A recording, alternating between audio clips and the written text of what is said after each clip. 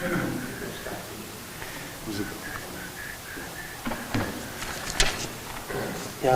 your school's fun to teach in. Your school's fun to teach in. I said your school's fun to teach in. Yeah. He was getting two. What's that? Who's that? That woman that's married to Darby Brown. She,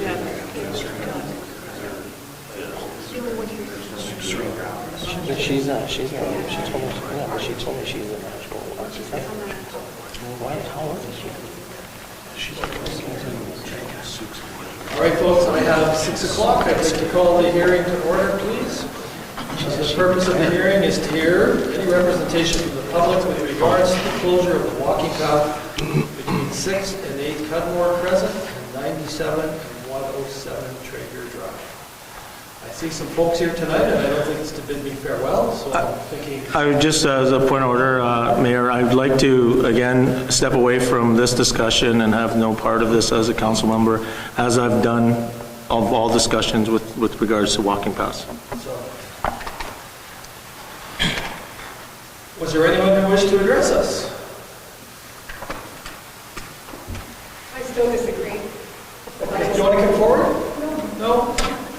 So Debbie, you don't agree with the closing of the I don't walking? agree with the closing. I agree, and I would compromise and have them all closed except one, because there's so many people that don't have vehicles, don't have access to a vehicle, don't have rides, young people, senior people, disabled people.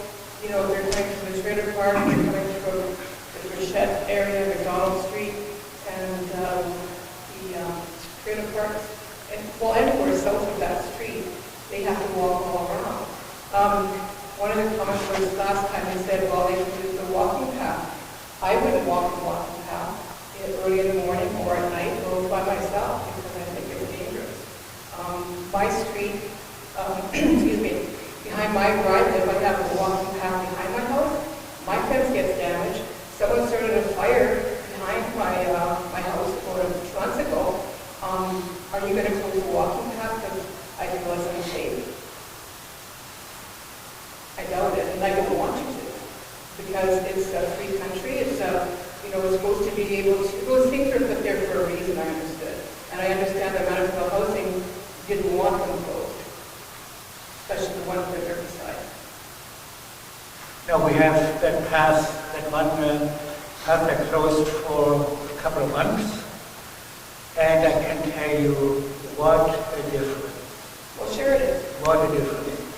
We had noise there, we had damaged cars, damaged fences, and drinking going on, fighting going on, drugs and all those things, and that's not. Well, it's not because they belong to Guys, if I could just interrupt, just one at a time, please. Okay. We're supposed to address that. So we are very, very thankful that it's closed. And you live right beside the path, right? It is, yeah, right, 107 Traeger Drive. Thank you. And, yeah, what a difference. We like to keep it closed. I'm sorry, I see a hand in the back. Yeah, I'd just like to draw attention to the council that I did bring the results of the vote that was taken in the neighborhood in 2019, an official vote, which showed that the percentage was in favor of closure. It was 71% in favor for walkway A, 65 for B, 59 for C, and the overall percent in favor of the votes cast was 65%. I can submit that if you'd like. It was an email from Sam Rosa Ega. Was there anybody else who wanted to speak? Sure. I'd just like to say it's been way better with them all closed. Way less bullshit, period. And it's a difference like day and night. For instance, if you have neighbors like that living beside you where they do drugs, they train the kids to do it, and they ask the neighbors if they have baking soda. Well, I'm not carrying involved. So I had my big birthday party. I gave the kids a birthday cake. And by the way, my husband had his big 8-0. So, yeah, so we celebrated Thanksgiving. And it makes a big difference. We have seen the little girl outside without supervision, 3 o'clock in the morning. And like it's, you don't want these kind of neighbors who get alive at nighttime and selling the drugs, and they want to get rich. Well, that's not a good way to get rich when you want to make drugs. You got to be a role model for your children. The father is not there, and the mother was doing this. Like it's not very nice to have neighbors. And I hope and pray we get good neighbors, reliable ones. And it was so noisy. You could not sleep at nighttime because these people got alive selling drugs. And yeah, that's about it now. I have to say that I don't think her neighbors have anything to do with the walkways or the breezeway. You're not going to get a neighbor in that breezeway. You can't be calling down your neighbors at a council meeting about the walkways. But the traffic was there. Yeah, they came The traffic is somewhere else now. Traffic, but they went into Trigger Drive from the ghetto through the walkway, and then the drug deal was over. Okay. I'm sorry, ma'am, somebody had their hand. Just want to say I live on St. Antoine and we have a back way, and if we could close it down too, because I have my tires slashed there. I frustrated people going out the back way, they walk between the two houses. So it's just the way I like it. They drive down and walk down and motorcycle down the walkway or the walking path behind Traeger. I mean, it's everywhere, and it's not about closing the walkways. It's about policing, and it's about starting from the ground zero and fixing the problem. But I think, if I can interject there, I think that there are some things you can somewhat, not necessarily fix, but remediate a little bit to help out some of the citizens that are coming, that are living it every day, and it has decreased. Not that people have to come in here, that's my kind of counter of whether you come in here or not, that there's an issue, but I've been talking to some of the citizens that live in the area, and they haven't been coming because they haven't had the traffic in that area. Now, I do distinguish the difference between, because we could go to say, we're going to shut this down and that down. I think closing a path between two houses is one thing, and I don't think it's a fair comparison to say closing a back lane or closing a road. Would I like to keep them open? Not that I single-handedly make the decision. I think it's great when they make subdivisions, they say you should have them in there to promote physical activity and access points, etc. But I think it's pretty safe to say if there's any commonality between all this, that we can all agree that things are going on the walking paths that are not great. And it's happening most of the time at night. And I think if people had to choose to live right next to the path versus 6 houses down, they'd pick 6 houses down. As of late, I've heard of a couple of break-ins in the area. And again, it allows for easy access point to scatter and to leave in those areas. It's not like everywhere else. But it doesn't happen everywhere else, because if it did, then I think we would have many more people coming in here. It does allow and have access for people to go in different places, and it's the activity that's happening right in that area that the citizens have come. I've been here like a fairly long time on council. This has been, as I've probably seen everybody here 12, 14 years ago, and probably even before then. So when we don't have a lot of things to be able to do in terms of, we can increase lighting or we can tell the police to be there, but increased policing is not going to fix the problem. That's going to be here on their list of going there if it's a noise or whatever complaint. And then after a while, the citizens get frustrated and they don't call the police. And if it happens to be a youth or a minor, I've experienced a bit myself. They could be arrested and brought home and then released minutes later and be back in the path. So that's not the fix. I think there's a long-term solution in education and policing, that a big thing, but that's not going to somewhat fix the problem right now. And I don't think this is going to be a complete fix either, but I think it's something relatively small we can do to help the citizens that are living it every day. There's 8 houses that are affected, and but what about the rest of the community? They're not you know, it's just, I don't think it's a fair decision to close all three. I really don't. No, I use the paths. I've been here, maybe not that long ago. I couldn't say this, but I've got 3 kids. I use the paths lots. It doesn't cause me a whole lot of inconvenience to go around. In some respects, it's actually safer because there's more sidewalks as you exit some of the paths. So, I mean, that could be something we could argue all day long, but I use them lots, and I don't find it as an inconvenient. I just wanted to add a point that there is a safety concern, because I know, was it this spring, that we had the RCMP come to our house because we found a bag full of needles and paraphernalia that was stashed there. And over the years, we picked up a lot of stuff that I would not want children picking up. Have you ever contacted the RHA about that? Yes.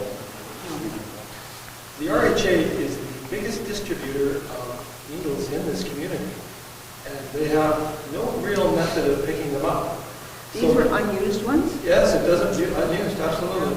My recommendation to you would be, if you find that, is to contact the RHA and ask them to come and pick up your garbage. Well, we had the RCMP come over, and it was a bag about like this, and it was stashed in there. Yeah, They we give out can- somewhere of 40,000 needles a year in this region. And I believe there's a Sharps container at the public health.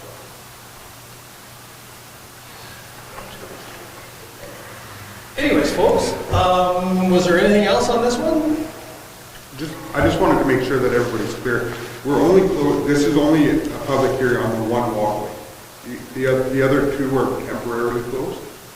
It's just the one walkway that's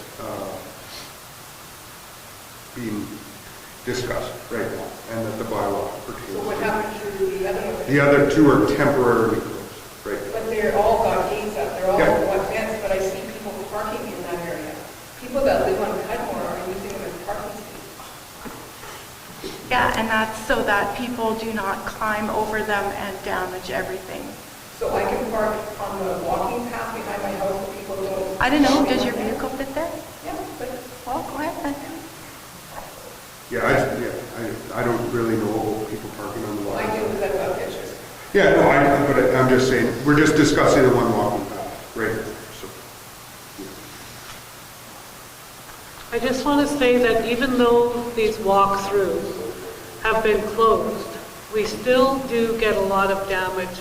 There's not a week that goes by that there are not 2 to 3 or 4 people climbing over the fences. And what I worry about too, though, is somebody getting hurt on those fences too, climbing over them. And I don't think, like, even putting up a regular fence is going to stop people from going through the yards and going through the, like, yes, I want it closed, and yes, it's been nice that it's closed, but we still have the busyness. We still have people going over the fences all the time. And my property is still being damaged all the time, and same as everybody else. So it's really got nothing to do with opening the walking path, because if they're open or closed, they're still going to come there. Just But like we'd have way more damage and way more drug paraphernalia, and it was very dangerous to walk down that path in the evenings, because half the time the light never works. Either path, any of them, it's never worked. Like, I live next door to it, and I'm scared to be at home by myself because there's so much traffic and so much partying and screaming and yelling and shit going on in there that, you know, you sit there and lock the door and stay in your house. That's not fun. Was there anything else? So when you said that they're only here to discuss the one walking path, what happens after this point? The walkway. There would be, in the regular meeting, there'll be a resolution to close it, and council will vote on it, and then we will proceed from there. One way or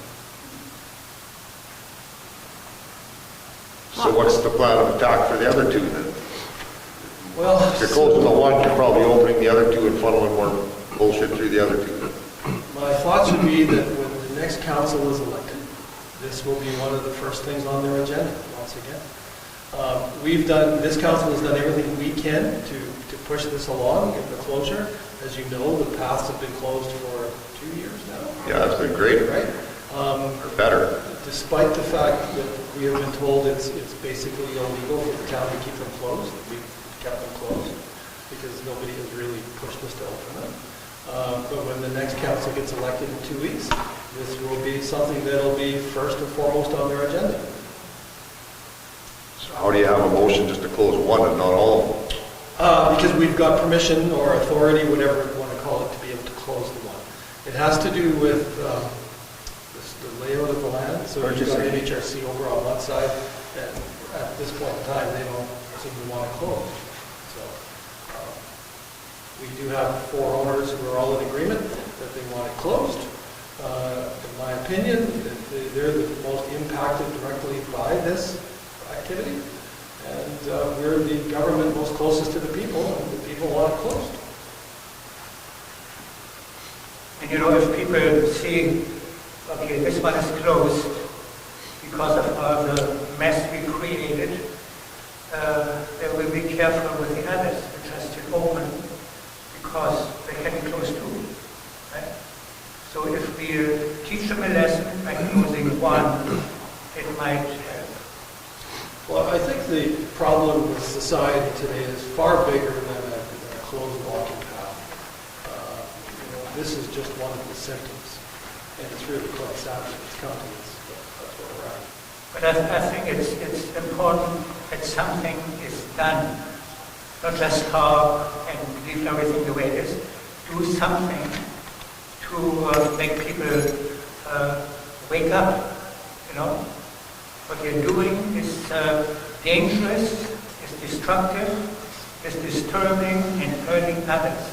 So wake up and change your behavior. Okay, was there anything else?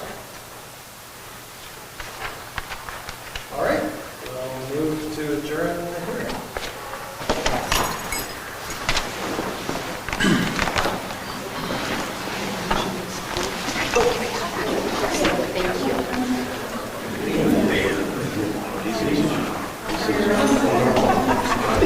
Crisis.